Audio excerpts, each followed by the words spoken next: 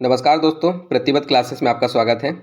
हम मध्य प्रदेश लोक सेवा आयोग द्वारा आयोजित असिस्टेंट प्रोफेसर परीक्षा के प्रथम प्रश्न पत्र के लिए लगातार अभ्यास प्रश्नों की श्रृंखला को आज से प्रारंभ कर रहे हैं। यह श्रृंखला एमपीपीएससी प्री 2024 तथा मध्य प्रदेश की होने वाली अन्य प्रतियोगी परीक्षाओं हेतु भी अत्यंत लाभकारी सिद्ध होगी। तो असिस्टेंट प्रोफेसर तथा एमपीपीएससी की लगभग सभी यूनिट को हमने इसमें समाहित करने का प्रयत्न किया है, जो लगातार अभ्यास प्रश्नों के रूप में आपको मिलेंगे। तो चलिए प्रारंभ करते हैं आज से। आज हमारा पहला प्रश्न है, शीर्षक रॉकसेल्ट्रा इन मध्य प्रदेश के अंतर्गत चित्रों का वर्णन किस पुरातत्व शास्त्री ने किया है। तो पुरातत्व शास्त्री का नाम आपको बताना है। ऑप्शन ए है वी.एस. वाकणकर, ऑप्शन बी है जी.आर. हंटर, ऑप्शन सी है रॉबर्ट ब्रूम और ऑप्शन डी है अलेक्जेंडर कनिंघम। दोस्तों इसका उत्तर होगा ऑप्शन नंबर ए, वी.एस. वाकणकर।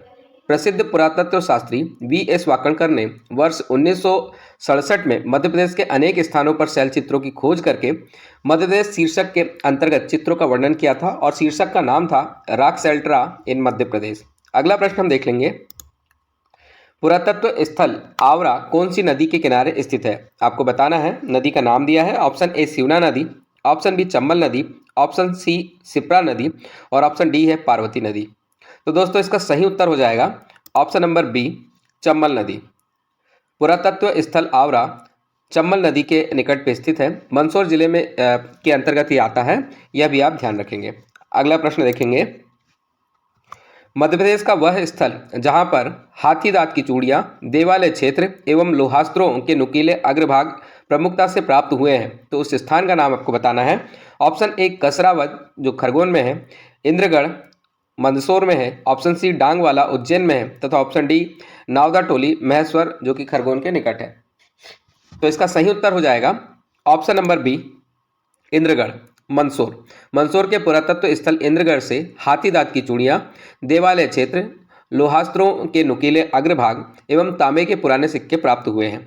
अगला प्रश्न देखेंगे, स्टोन एवं paintings in India, stone and paintings in India पुस्तक के लेखक कौन है आपको बताना है। Option A V S. Wakankar, B है Alexander Cunningham, C Henry Irwin और डी फॉर्सेथ। इसका सही उत्तर ऑप्शन नंबर ए है, वी.एस. वाकणकर ने stone and paintings in India नामक किताब लिखी है। अगला प्रश्न देखते हैं, मूल पुरातत्व संग्रहालय सांची की स्थापना किसने की है। तो आपको ऑप्शन दिए हैं, option A Charles Correa, option B है मार्शल डूरन, ऑप्शन सी है सर जॉन मार्शल और ऑप्शन डी है सर थॉमस रो। तो इसमें पूछा गया मूल पुरातत्व संग्रहालय सांची, मतलब जो पहले सर्वप्रथम सांची में जो संग्रहालय स्थापित किया था वो किसने किया था। इसका सही उत्तर हो जाएगा option number C, sir John Marshall. वर्ष 1919 में सर जॉन मार्शल द्वारा एक पुरातात्विक संग्रहालय के रूप में सांची को विकसित किया गया था। ये ऊंची पहाड़ पर थी। इसके बाद भारतीय वैज्ञानिक सर्वेक्षण ने सांची स्तूप के तलहटी में एक कॉलेज की इमारत का अधिग्रहण कर लिया और 1966 में जितने भी मूल पुरातत्व में प्रदर्शनी लगी थी उन सभी को नीचे ले आया गया और उसको प्रॉपर तरीके से अरेंजमेंट करने के बाद में 1966 में आम जनता के लिए भी खोल दिया गया था। तो मूल पूछा है तो मूल के लिए सर जॉन मार्शल सही है और वर्तमान में अभी जो संचालित कर रहा है वो भारतीय वैज्ञानिक सर्वेक्षण, भारतीय पुरातत्व सर्वेक्षण जो है वो उसको संचालित कर रहा है। अगला प्रश्न देखेंगे, रामायण काल में मध्य प्रदेश के शासक कौन थे। तो रामायण काल में मध्य प्रदेश के शासक बताना है। ऑप्शन ए राजा पुरुकुत्स, ऑप्शन बी राजा मांधाता, ऑप्शन सी राजा महिष्मति और ऑप्शन डी यदुवंशी नरेश मधु। तो दोस्तों रामायण काल की बात हो रही है, जो पुराणों में वर्णित है उसके अनुसार सही उत्तर ऑप्शन नंबर डी होगा, यदुवंशी नरेश मधु। रामायण काल में यदुवंशी नरेश मधु जो दंडक शासक थे और अयोध्या नरेश दशरथ के समकालीन भी थे। अगला प्रश्न हम देखेंगे, चीनी यात्री हेनसांग ने मध्य प्रदेश के कौन से नगर को उसेनना नाम से अपनी यात्रा विवरण में उल्लेखित किया है। आपको ऑप्शन दिए हैं, option A Mandu, option B Ujjain, option C है ओमकारेश्वर और ऑप्शन डी है महेश्वर। सही उत्तर होगा option number B, Ujjain. Hiuen Tsang ने जब भारत में अपनी यात्रा प्रारंभ की थी तो सौराठ से अपनी यात्रा को संपन्न कर हेनसांग मध्य प्रदेश के क्षेत्र में पहुंचा था और दक्षिण पूर्व पश्चिमी क्षेत्र में लगभग 2800 किलोमीटर चलकर एक उसेनना नामक देश में गया था, ऐसा उसने वर्णित किया है। इसे उस समय उज्जैनी के नाम से जाना जाता था, जो कि वर्तमान में उज्जैन शहर है। अगला प्रश्न देखेंगे, खाम बाबा स्तंभ के नाम से प्रसिद्ध है, तो खाम बाबा स्तंभ के नाम से क्या प्रसिद्ध है बताना है। स्तंभों के नाम दिए हैं, ऑप्शन ए हेलियोडोरस स्तंभ, बी गुर्जरा स्तंभ, सी एरन स्तंभ और डी रूपनाथ स्तंभ। इसका सही उत्तर हो जाएगा ऑप्शन नंबर ए हेलियोडोरस स्तंभ। यह स्तंभ लोक भाषा में खाम बाबा के रूप में जाना जाता है। यह एक ही पत्थर को काटकर बनाया गया है और भारत के मध्य प्रदेश के विदिशा जिले जो कि आधुनिक बेशनगर के पास स्थित है, पत्थर से निर्मित प्राचीन स्तंभ है। इसका निर्माण किया गया था 110 ईसा पूर्व और इसे हेलियोडोरस ने बनवाया था, इसलिए इसे हेलियोडोरस स्तंभ भी कहा जाता है, लेकिन स्थानीय लोग इसे खाम बाबा स्तंभ कहते हैं और अपनी मन्नतों के लिए पूजा पाठ भी करते हैं। अगला प्रश्न देखेंगे, मालवा का वह शासक जिसकी मृत्यु होने पर कहा जाता है कि धार निराधार हो गई, कौन था? ऑप्शन ए मुंज, बी भोज, सी सीयक और डी वाकपति प्रथम। तो इसका सही उत्तर होगा ऑप्शन नंबर बी भोज। मालवा का वह शासक जिसकी मृत्यु होने पर कहा जाता था धार निराधार हो गई, एक्चुअली वो जो पूर्ण रूप से वाक्य था वो था अर्धधारा निराधारा निरालंबा सरस्वती पंडिता खंडिता सर्वे भोजराजे दिवंगते। मतलब भोजराज के दिवंगत हो जाने से धारा नगरी ही निराधार हो गई, जैसे सरस्वती बिना आलम्ब के हो गई और सभी पंडित खंडित हो गए। तो ऐसा राजा भोज के बारे में कहा जाता था, जो उसके विद्वता का परिचय था। और 1010 से लेकर के 1055 ईस्वी तक इनका शासनकाल रहा था। अगला प्रश्न देखेंगे, करण सागर, तरन ताल, सीता सागर एवं लाला का ताल कहाँ स्थित है? आपको ऑप्शन दिए हैं, ऑप्शन ए में है ओरछा, ऑप्शन बी है पन्ना, सी है छतरपुर और डी है दतिया। सही उत्तर हो जाएगा इसका ऑप्शन नंबर डी दतिया। करण सागर, तरन ताल, सीता सागर एवं लाला का ताल दतिया में स्थित है। बुंदेल शासकों ने इन तालाबों को बनाया था, जो 15वीं से 16वीं शताब्दी के मध्य में बने थे। अगला प्रश्न देखेंगे, तैयार हो जाओ आगे बढ़ो साहिबों को मार डालो, यह कथन किस स्वतंत्रता सेनानी ने कहा था? Option number A Nawab Ali Khan, B Fazil Mohammad Khan, C Saadat Khan और डी है बख्तावर खां। सही उत्तर इसका है option number C Saadat Khan. Malwa के होलकर वंश के सैनिक सआदत खां ने यह कहा था कि तैयार हो जाओ आगे बढ़ो और साहिबों को मार डालो, और उसने अपने 8 सैनिकों के साथ मिलकर 29 यूरोपियों की हत्या कर दी थी, परंतु 1874 में अंग्रेजों द्वारा उन्हें पकड़ करके हत्या के आरोप में फांसी की सजा दे दी गई थी। अगला प्रश्न है, प्रार्थना सभा में गांधी पेंटिंग किस चित्रकार की है? तो प्रार्थना सभा में गांधी एक पेंटिंग है, वो किस चित्रकार की आपको बताना है। आपको ऑप्शन दिए हैं, ऑप्शन ए है नारायण श्रीधर वेंद्रे, ऑप्शन बी मंजूषा गांगुली, सी बसंत अगासे और डी सैयद हैदर रजा। तो इसका सही उत्तर हो जाएगा option number A Narayan Shridhar Bendre. प्रार्थना सभा में गांधी इनकी ही पेंटिंग थी, ये इंदौर के ही चित्रकार रहे हैं और इनकी प्रमुख पेंटिंग में आ जाएगा प्रार्थना सभा में गांधी, रेलवे स्टेशन पर 2 यात्री, दार्जिलिंग के चाय बागान में युवती, आवश्यकता से मुक्ति, बिंदु, पटना आवास, बुद्ध पूजा, नैनीताल की झील इत्यादि, ये सभी नारायण बेंद्रे जी की प्रसिद्ध पेंटिंग है। अगला प्रश्न हम देखेंगे, निम्नलिखित में से कौन सी जनजाति को लोहे का काम करने वाला वर्ग माना जाता है? Option A Sahariya, B Agariya, C Bharia और डी माड़िया। इसका सही उत्तर है option number B Agariya. Agariya जनजाति को लोह शिल्पी के रूप में जाना जाता है। इस जनजाति को पारंपरिक तौर पर लोह ऐश को पिघलाकर लोहे के औजार या कृषि उपकरण बनाने वाली जनजाति के रूप में माना जाता है। इनके देवता ये लोहासुर को मानते हैं तथा इनकी मान्यता है कि लोहासुर का स्थान जो होता है वो धधकती भट्टी में होता है। तो आप याद रखेंगे लोहे का काम करने वाला जो जनजाति वर्ग है वो अगरिया है। अगला प्रश्न देखते हैं, मालवांचल की मालवी बोली का जन्म किससे हुआ है? तो किस लैंग्वेज से, किस भाषा से मालवी बोली का जन्म हुआ है बताना है। Option A Sauraseni, B Magadhi, C Konkani, D अर्धमाग। तो इसका सही उत्तर है option number A Sauraseni. Malwanchal की मालवी बोली का जन्म सोरसेनी के अपभ्रंश से हुआ है। सोरसेनी अपभ्रंश से विकसित होने वाली जो उपभाषाएं हैं उसमें राजस्थानी, पहाड़ी हिंदी और पश्चिमी हिंदी आती है, और जो मालवी बोली है वो राजस्थानी उपभाषा से ही उपजी हुई है। अगला प्रश्न हम देखेंगे, रेंगती हुई मृत्यु को निम्न में से क्या कहा जाता है? तो रेंगती हुई मृत्यु किसे कहते हैं? ऑप्शन ए मृदा अपरदन, बी वनों की कटाई, सी वर्षा में कमी, डी उपरोक्त सभी। सही उत्तर होगा ऑप्शन नंबर ए मृदा अपरदन।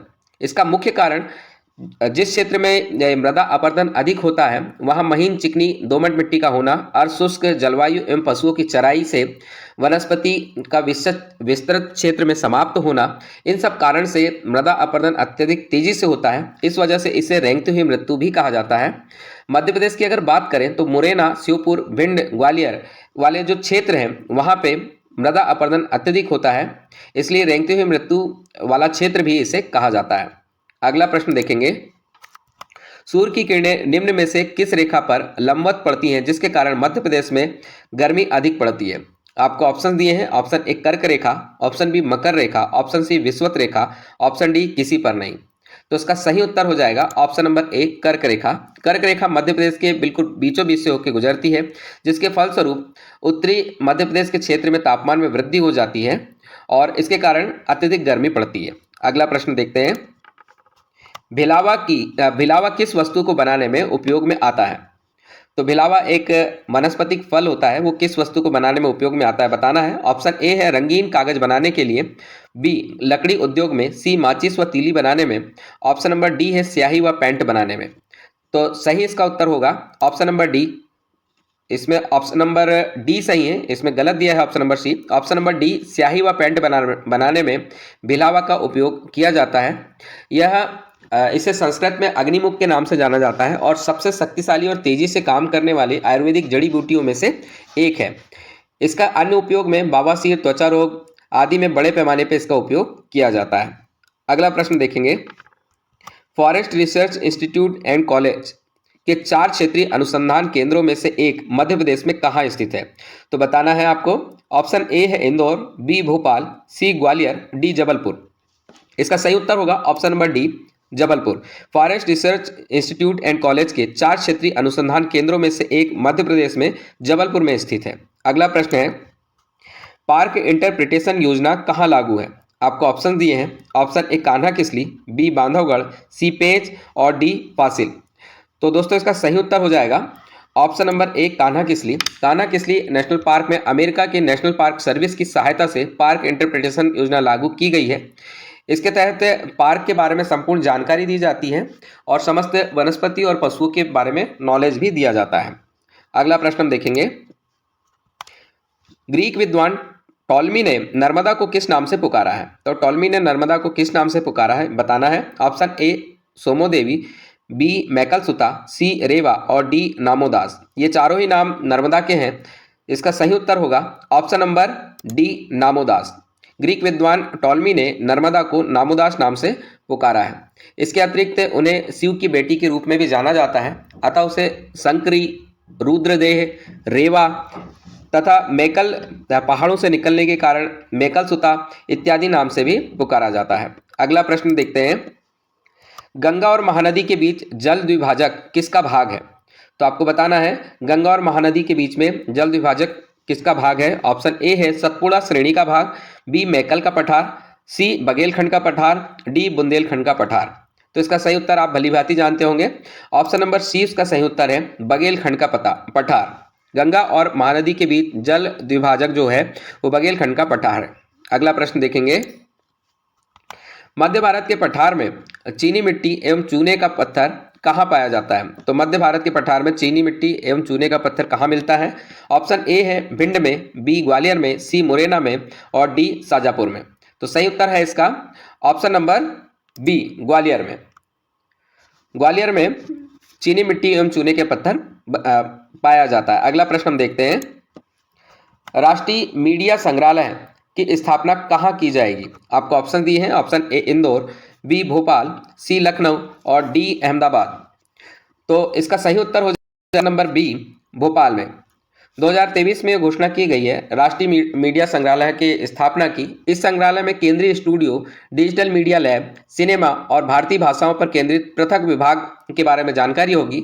साथ ही इस संग्रहालय में भरत मुनि शोधपीठ की स्थापना का प्रस्ताव का अनुमोदन भी किया गया है। तो याद रखेंगे राष्ट्रीय मीडिया संग्रहालय की स्थापना भोपाल में की जाने वाली है। अगला प्रश्न देखेंगे, मैहर बैंड सतना की स्थापना कब हुई? आपको सन बताना है। ऑप्शन ए है 1920, ऑप्शन बी है 1947, ऑप्शन सी 1981 और ऑप्शन डी है 1918। तो दोस्तों इसका सही उत्तर है ऑप्शन नंबर डी 1918 में मैहर बैंड सतना की स्थापना की गई। मैहर बैंड सतना की स्थापना करने वाले मैहर दरबार के संगीतकार अलाउद्दीन खां थे। ये 100 वर्ष पुरानी संगीत धरोहर थी जो कि धीरे धीरे विलुप्त हो रही थी। इसको पुनर्जीवित करने का मध्य प्रदेश ने प्रयास किया है और इसे पहला भारतीय शास्त्रीय बैंड के रूप में ख्याति प्राप्त है। इसकी ख्याति प्राप्त है जो भारतीय और पश्चिमी दोनों प्रकार के संगीतों को प्रस्तुत करता है और उनका संरक्षण करता है। जो नया इसका उत्थान करने के साथ ही इसे नए तरीके से चलाया जाएगा। यहाँ पे गुरु शिष्य परंपरा पर आधारित शिक्षा दी जाएगी और संगीत सिखाया जाएगा। साथ ही इसमें पढ़ने वालों के लिए स्कॉलरशिप का भी प्रावधान किया गया है। तो इसकी स्थापना आप याद रखेंगे 1918 में और स्थापक जो थे उनका नाम भी याद रखें, अलाउद्दीन खां। अगला प्रश्न हम देखेंगे, डिजिटल लैंड रिकॉर्ड्स आधुनिकीकरण के क्षेत्र में देश में प्रथम स्थान किस राज्य को मिला है? ऑप्शन इसमें दिए हैं, option A Rajasthan, B Chhattisgarh, C Punjab और डी मध्य प्रदेश। ये 2023 की रिपोर्ट के आधार पर आपको उत्तर देना है। इसका सही उत्तर हो जाएगा option number D, Madhya Pradesh. Digital land records आधुनिकीकरण के क्षेत्र में देश में प्रथम स्थान मध्य प्रदेश को मिला है। मध्य प्रदेश ने राज्य एवं जिलों दोनों की ही श्रेणियों में प्रथम स्थान प्राप्त किया है। जो डिजिटल लैंड रिकॉर्ड्स आधुनिकीकरण का कार्यक्रम जो है ये 2008-9 से चलाया जा रहा है और इसका उद्देश्य नागरिकों की सुविधा की दृष्टि से आधुनिक और विस्तृत पारदर्शी भू अभिलेख का प्रबंध प्रणाली को विकास करना है। अगला प्रश्न देखेंगे, गगनयान क्या है? ऑप्शन दिए हैं, ऑप्शन ए गगनयान मिशन भारत का पहला ह्यूमन स्पेस मिशन है जो 3 दिन का होगा। बी है, इसमें 3 सदस्यों के दल को 400 किलोमीटर ऊपर पृथ्वी की कक्षा में भेजा जाएगा। बाद में क्रू मॉड्यूल को सुरक्षित रूप से समुद्र में लैंड कराया जाएगा। सी, अगर ये मिशन सफल हो जाता है तो अमेरिका, चीन और रूस के बाद भारत ऐसा करने वाला चौथा देश बन जाएगा। और डी, सभी सही है। तो दोस्तों इसका सही उत्तर हो जाएगा ऑप्शन नंबर डी, सभी सही है। भारत का पहला मानव अंतरिक्ष मिशन गगनयान 2024 में लॉन्च होने वाला है जो 3 दिन का होगा। इसमें 3 सदस्यों के दल को 400 किलोमीटर ऊपर पृथ्वी की कक्षा में भेजा जाएगा। इसके बाद क्रू मॉड्यूल को सुरक्षित रूप से समुद्र में लैंड कराया जाएगा। अगर ये मिशन सफल होता है तो अमेरिका, चीन और रूस के बाद भारत ऐसा करने वाला चौथा देश बन जाएगा। अगला प्रश्न देखते हैं, लाइनेक्स किस प्रकार का सॉफ्टवेयर है? तो लाइनेक्स सॉफ्टवेयर के विषय में सही उत्तर देना है। Option number A disk cleanup tool, option number B utility software, option number C application software और ऑप्शन नंबर डी है ऑपरेटिंग सिस्टम। इसका सही उत्तर हो जाएगा option number D, operating system. Linux या लाइनेक्स एक open source Unix operating system के रूप में है। लिनक्स जो है को लिनास टोडरवाल्ड्स द्वारा विकसित किया गया था जिसे सितंबर 1991 में जारी किया गया था। लिनक्स को सी और असेंबली भाषा में लिखा गया है। तो आप याद रखेंगे एक ओपन सोर्स ऑपरेटिंग सिस्टम है। अगला प्रश्न हम देखेंगे, कौन डीवीडी से अधिक डेटा संग्रहित करता है? तो डीवीडी से ज़्यादा डेटा किसमें संग्रहित होता है बताना है। ऑप्शन दिया है, option A CD ROM, B floppy, C blu ray disc और डी है रेड रे डिस्क। इसका सही उत्तर होगा option number C, blu ray disc. DVD से अधिक डेटा संग्रहण ब्लू रे डिस्क में हो जाता है। अगला प्रश्न देखते हैं, निम्नलिखित में से इसका उपयोग प्रोसेस जानकारी यानी कंप्यूटर में इनपुट सबमिट करके आउटपुट प्राप्त करने के लिए किया जाता है। तो इसमें ऑप्शन दिए हैं, ऑप्शन ए सिस्टम बस, बी मेमोरी, सी है भंडारण या स्टोरेज और डी है सीपीयू। तो दोस्तों इसका सही उत्तर हो जाएगा option number D, CPU. CPU का उपयोग प्रोसेस जानकारी यानी कंप्यूटर में इनपुट सबमिट करके आउटपुट प्राप्त करने के लिए किया जाता है। अगला प्रश्न देखते हैं, NUUP का पूर्ण रूप क्या है?